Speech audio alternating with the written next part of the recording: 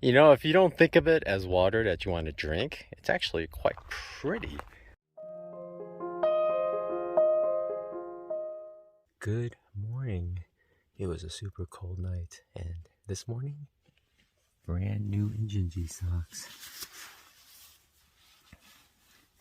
New ones are so soft, but within just a few days, they'll get all ratty once it gets all the sweat and minerals, but the new ones are so soft. This is where my tent was. I forgot to take a picture of the tent set up. But there's my backpack, tripod, and there's my camera in a little blue bag. There's a little clearing. That's where I slept. And there's my neighbor, lady who waits. She stayed over there. And then we're off to our next water source. And then today's the big one. After that one, there's no water for 20 miles. But from what I saw, it's like 26 miles. So it's going to be a doozy of a water carry. I figure 6 liters for me. But we'll get going. Look at the sun up there.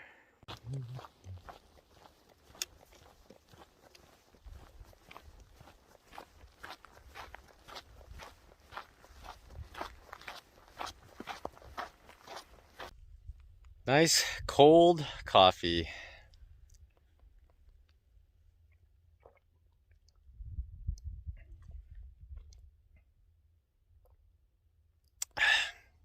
It's okay, but I can't wait to have some nice hot coffee again. I'm not super addicted to caffeine. I haven't been having headaches at all. This is only my second coffee and this is day 6. But I just love having hot coffee. Look forward to it.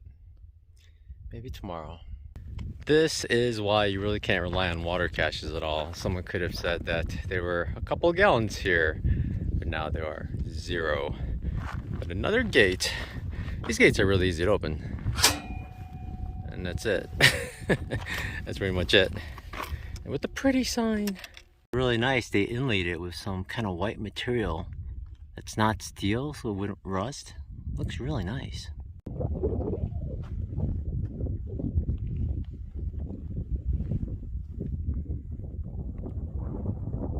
Last night I stayed at the canyon there, and just as I thought, though, I was hoping it wouldn't, I felt a constant like soft wind coming in from the upper canyon, and it was cold. And I just felt it all night, just constantly, and it was cold. It was maybe the third coldest night I had. But hey, check it out, there's actually a water cache on this other side of the street.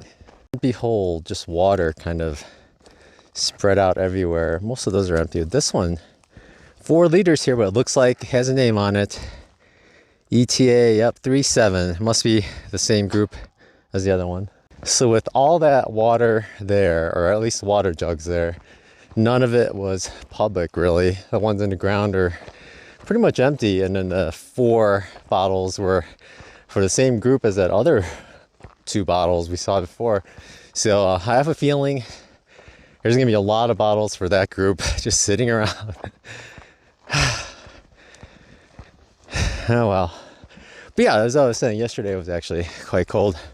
So I pulled my puffy on top of me as I slept. And unfortunately, it's kind of weird. I feel cold and hot. So I was kind of sweating a little bit, but still cold. So my sleeping bag got a little wet because all the moisture just came off my body and then just kind of captured on the outside of the sleeping bag. At some point I'll talk about like dew points and humidity and temperature. It's funny is while I was studying for my drone exam so I could be a licensed drone pilot with the FAA, there's a whole section on weather, and there's a whole section also on humidity, dew points, and I studied a little extra on that because it really helps us as far as dealing with condensation on the sleeping bag as well as the tent. So hopefully I make a video of that in the future and that comes in useful for some people. The condensation also makes a huge impact when you're sleeping in your car too, so I think that's very important. You ever have that moment of panic when you look down the trail and you go, Is that the trail up? I think it's just along the fence though. It's not what we're doing, but that looks steep. I think we're going to hook right. There goes Lady Who Waits. I met her last night. Shared a campsite with her. She's way up on a ridge, far away.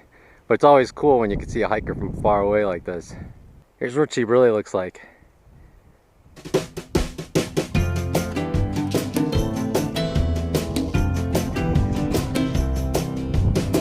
If there is something we need, it's a leap of faith. A step away from the comfort zone and be a little brave.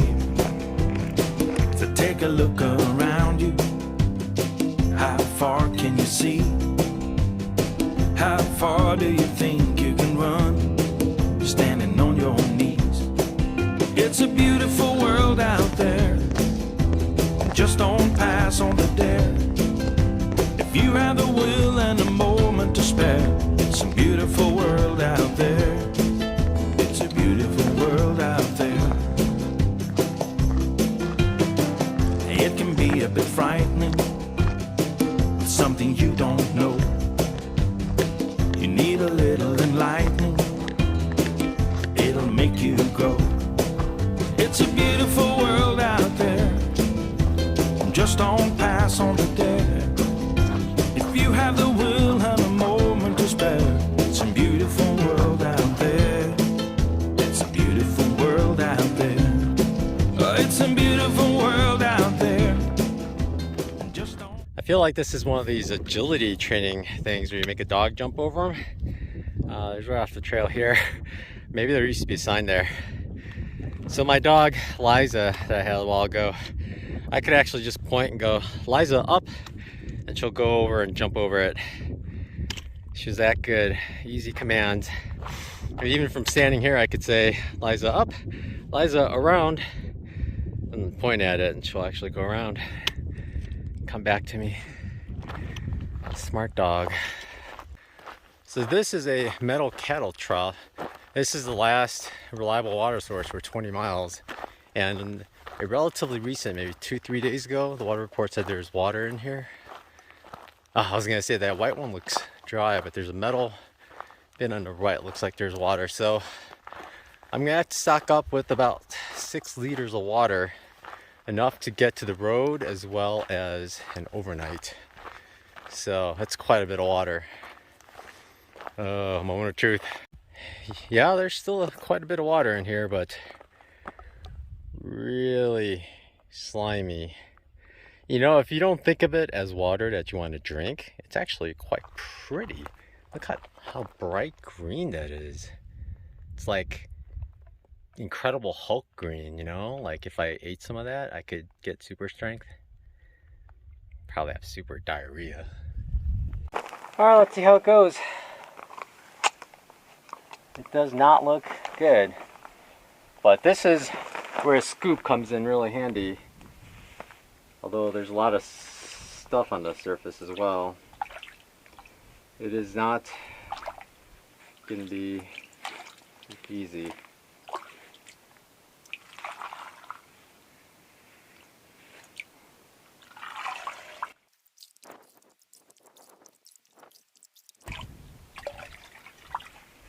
Oh god, starting to get heavy. Alright, it's one. I gotta do this 3 more times. Now I'm just gonna fill it up into this Evernew bottle that I had, and should be easy. I'm gonna squeeze this one out just because I got 6 liters on the filter. Kind of straighten it out. It's really nice when you go 2 liter to 2 liter because you don't have to swap out bottles in between. You just squeeze away. In preparation for this water, I put this in my side pocket so I could have some flavoring. But I just chugged half of this. It's ice cold and it's actually pretty good. It tastes better than the well water at Kentucky Ranch. It's not bad actually. So I might not even need this, but I'm going to put some in anyway just because it's dead weight. 1.6 ounces I'm carrying with me, and I think it's going to taste good. Orange tangerine. Earlier, a bunch of birds were sitting around the edge of the rim there trying to get to the water. There's nothing for them to stand on except the branch right at the corner because it goes into the water, so they can hop onto the branch and hop down and get in and, drink. There were a bunch there earlier, and I had this camera staring at it for the longest time, but they haven't come back. Pretty little bluebirds. I don't know what they were. I really like that these Evernew bottles have rounded edges. If they were sharp, I'd have to cut them myself because I don't like sharp corners because it can wear a hole in your backpack pretty easily, but it's a pretty nice bottle. And this is nice too. I'm really not looking forward to putting this on my back. There's 5 liters of water. I took this off just to make it a little easier. 2 pounds lighter. Here we go. Oh God.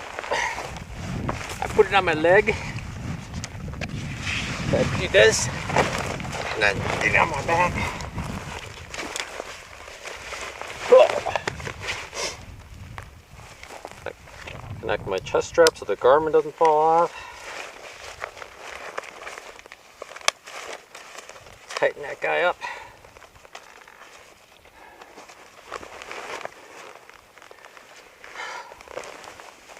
Then I add this in after. Makes it a little easier.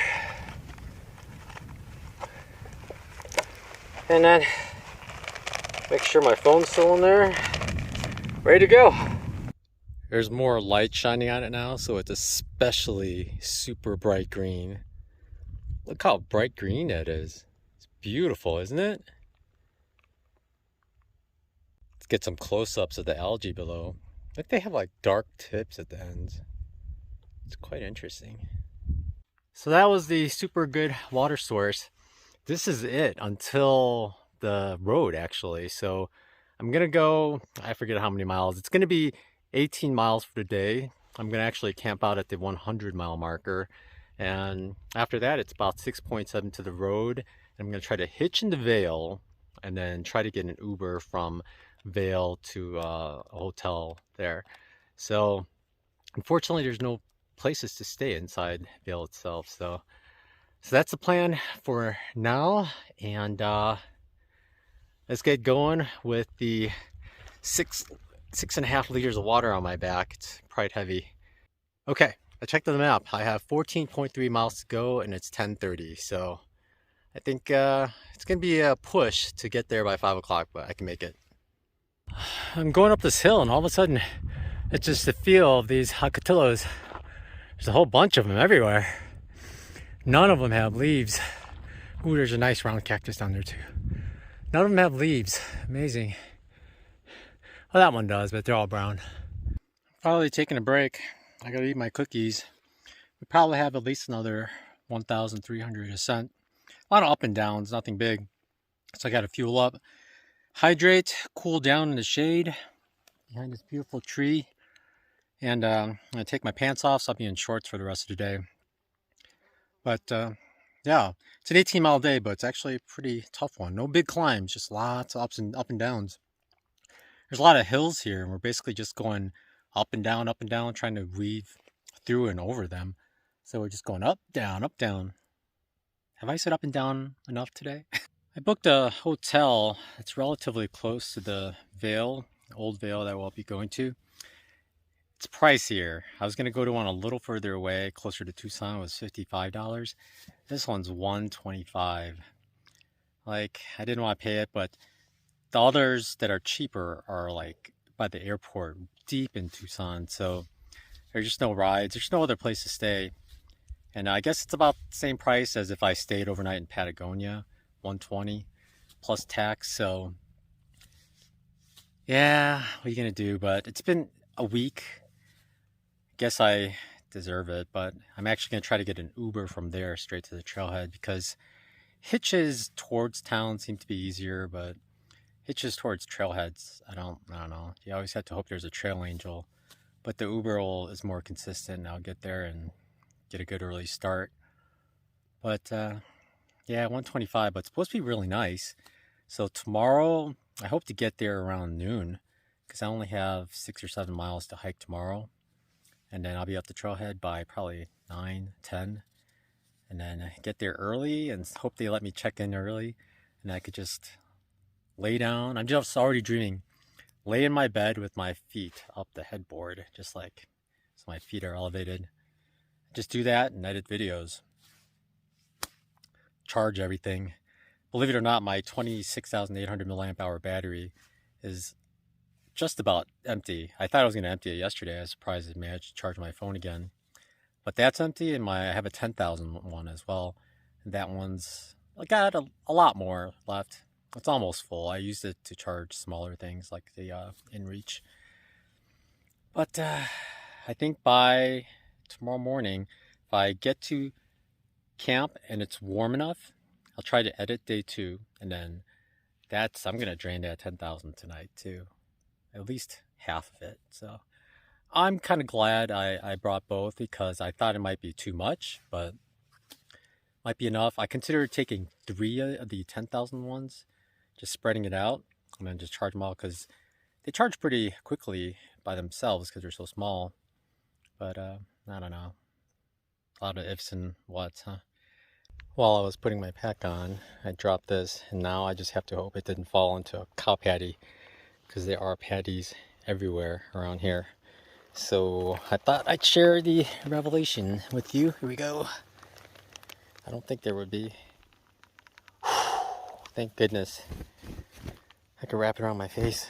That cow poop in my lips. I was standing right here ready to pick up my chamois, and then a thru hiker was coming along. That's how far the trail is. He walked right past, didn't notice me. I didn't say anything. I just stood here, didn't make any noise. I looked around, so I moved. He just didn't notice me. But he probably heard me talking when I did the whole chamois pickup thing. Let's see if we see him later today. Check these fruits out.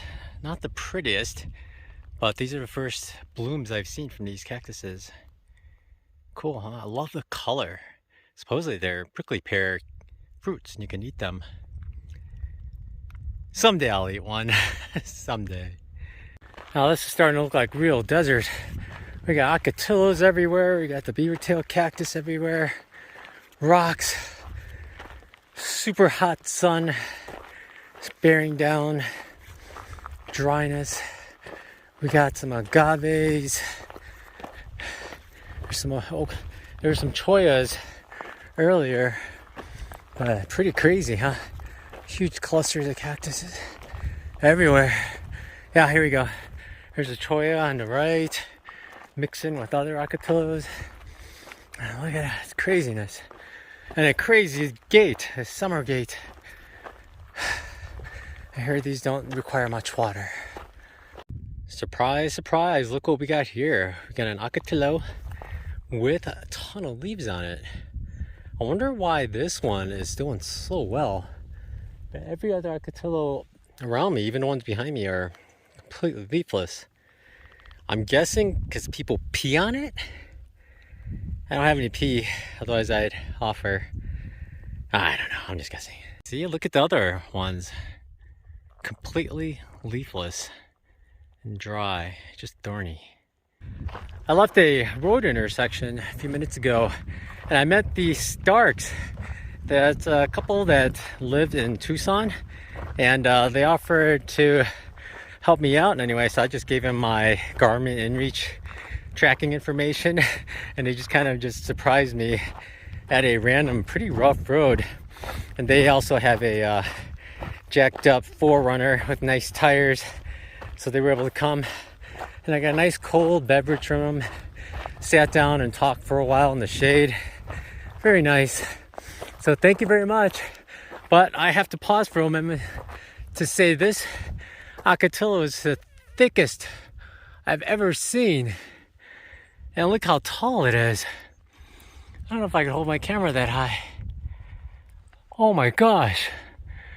Look how thick that is. It's thicker than my wrist. That's amazing. But thank you, Starks.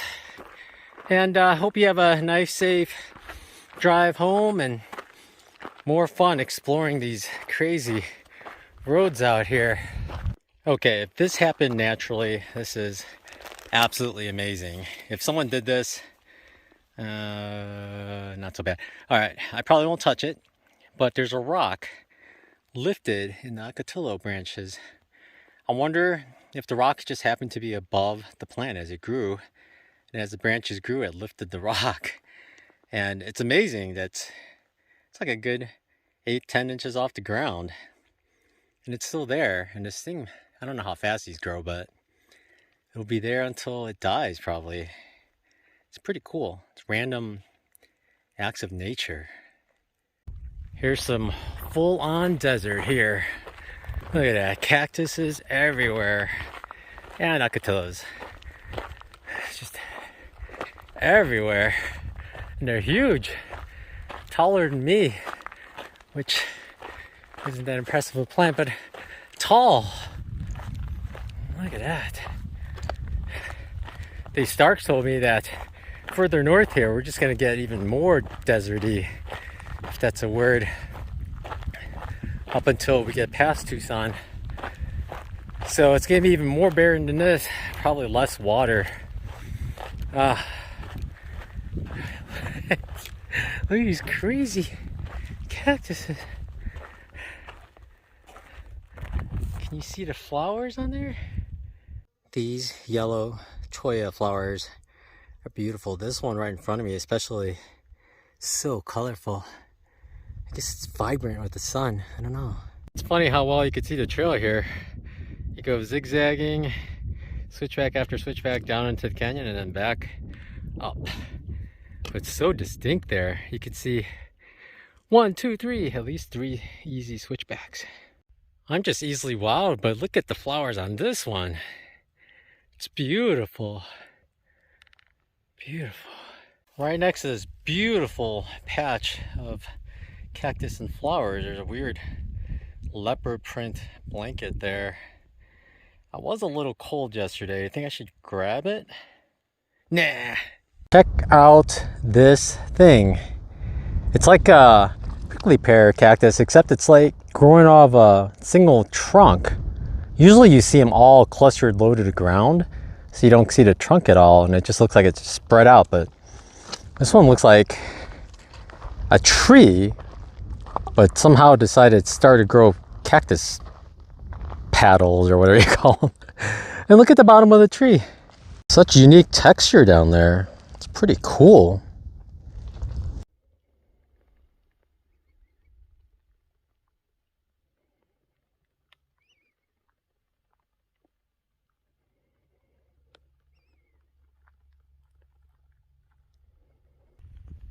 I've seen one of these gates open. I think someone didn't know how to lock it.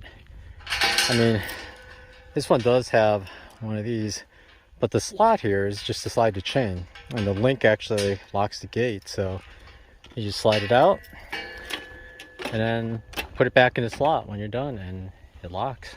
I've been using that gate as a goal of mine for a while, just waiting for the gate. Then after the gate, it's 3 more miles. So that's my new goal. I like to set little goals, and then eventually it'll be the goal of the day. But it's 3 miles, mostly down, so it shouldn't be as bad. The sun's getting a little weaker, so look around at all the cactuses, or cacti, I guess. It's only been 10 miles since the water source, but since then I drank 24 ounces Gatorade, courtesy of the Starks, and then I also drank 2.5 liters of water. So that actually puts me well ahead with consumption compared to the 5 miles per liter I usually do. I think just because it's been midday heat. I may have to start hiking in the evenings, or wake up earlier and try to get more miles in while it's cooler, because I can't be drinking 3 liters for 11 miles. 11 or 12 miles, that's a lot of water.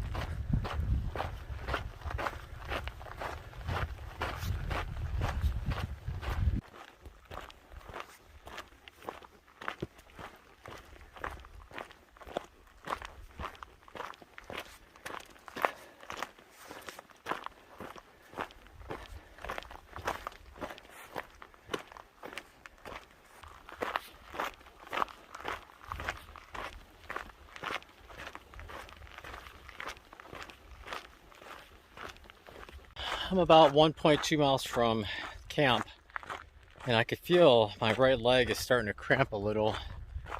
Definitely feeling dehydrated. I should drink more. I only have about 3.5 liters, so I'm trying to conserve a little. I figure a liter at camp, 2.5 liters. It'll be cool in the morning, so I won't need as much. Maybe a liter for the 7 miles. So I can allow myself to drink another liter before we get there, a little half. I might drink a half liter now. It's just, I've been doing really well with keeping myself hydrated. That's why I drink so much water. But now I'm starting to feel it. So, all right, let's drink some. I finally made it. I believe it's Twin Lakes. There actually is a lake there, but it's super low. And I went down this road. There's lady who waits in Audible. There's two hikers staying at, I think, what's off the trail. So I kind of wandered down this road which goes to the lake because I just kind of wanted to be by myself again. It's nice being by myself. And there's a lot of parts around here that just have broken glass, but I think this spot's pretty clear. I kicked off some of the bigger rocks. I think that'll make a good campsite. I don't think there's gonna be too many cars going right here. I mean, it's right off the side of the road. I don't think there will be. I'm gonna look around a little bit more in case there's a clearer spot that's big enough for a duplex. Maybe one without any glass as well, and then we'll see. Now I get why it's called Twin Lakes. There's the one with water, and this one is the other lake, which is completely dry. And it looks like people just drive in here and do donuts and stuff. But there's a campsite of sorts here already. Really pebbly though. I might go back to where I was. Always so tough to make up your mind, huh? Shotgun shells, 12 gauge. Yes, it's another laying in the sleeping pad discussion. But it's the end of the day. I ate. I actually watched some YouTube videos because I have 5G here. Can you believe it? And I'm gonna go to sleep real soon, actually. May work on next video for a little while. I'll be at the hotel all afternoon, evening tomorrow, so I hope I can get at least 5 videos edited together. Some days are shorter than others. Some days are longer.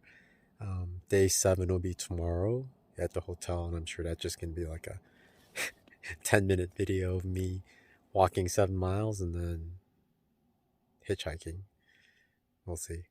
But you all take care, and you have a good night.